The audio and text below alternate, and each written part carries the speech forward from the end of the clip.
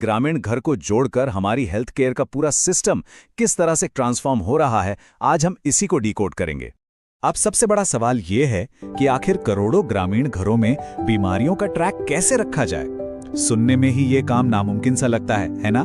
तो चलिए इसे जमीनी स्तर पर समझने के लिए हम IDSP IHIP एंड्रॉयड एप्लीकेशन का इस्तेमाल करने वाले एक भारतीय स्वास्थ्य कार्यकर्ता की दिनचर्या पर नजर डालते हैं। ये काफी दिलचस्प होने वाला है।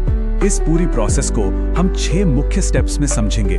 सबसे पहले IHIP के साथ शुरुआत करना, फिर गांव के जियो कोऑर्डिनेट्स को मैप करना, उसके बाद बीमारियों और सिंड्रोम्स को ट्रैक करना, फिर वाइटल डेथ डेटा रिकॉर्ड करना, हेल्थ इवेंट अलर्ट जारी करना और आखिर में डेटा और रिपोर्ट्स को सिंक करना।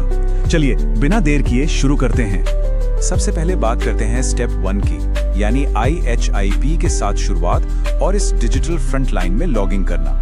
हमारे स्वास्थ्य कार्यकर्ता का ये सफर असल में गांव में कदम रखने से पहले ही उनके टैबलेट या स्मार्टफोन पर शुरू हो जाता है। और यहाँ जो बात सबसे कमाल की है वो ये कि वर्कर सीधे अपनी स्पेसिफिक उपकेंद्र फैसिलिटी और गांव के डेटा तक तुरंत पहुंच सकते हैं। बस अपना यूजर नेम और पासवर्ड डाला, फैसिलिटी इंफॉर्मेशन पेज खुला और गेट स्टार्टेड पर क्लिक करते ही काम शुरू। बहुत ही स्मूथ प्रोसेस है। आगे बढ़ते हैं स्टेप 2 पर, गांव के जियो कोऑर्डिनेट्स की मैपिंग, यानी ग्रामीण घरों को डिजिटल नक्शे पर लाना। गांव में पहुंचते ही जो सबसे पहला और जरूरी काम होता है वो है हर एक घर को डिजिटल मैप पर लाना। ये एक वन टाइम काम है, लेकिन यही पूरे सिस्टम की नींव है। इसके लिए सबसे पहले गांव चुनते हैं, फिर नए घर का नंबर या नाम डालते हैं, उसके बाद जियो कोऑर्डिनेट्स कैप्चर करते हैं और फिर घर को सिस्टम में सेव कर देते हैं। इससे होता यह है कि फ्यूचर में कोई भी हेल्थ प्रॉब्लम हो तो उसे तुरंत नेशनल मैप पर उसकी सटीक लोकेशन के साथ ट्रेस किया जा सकता है।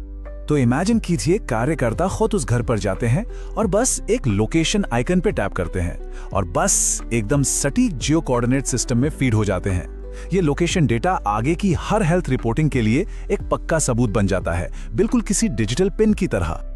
अब आते हैं 30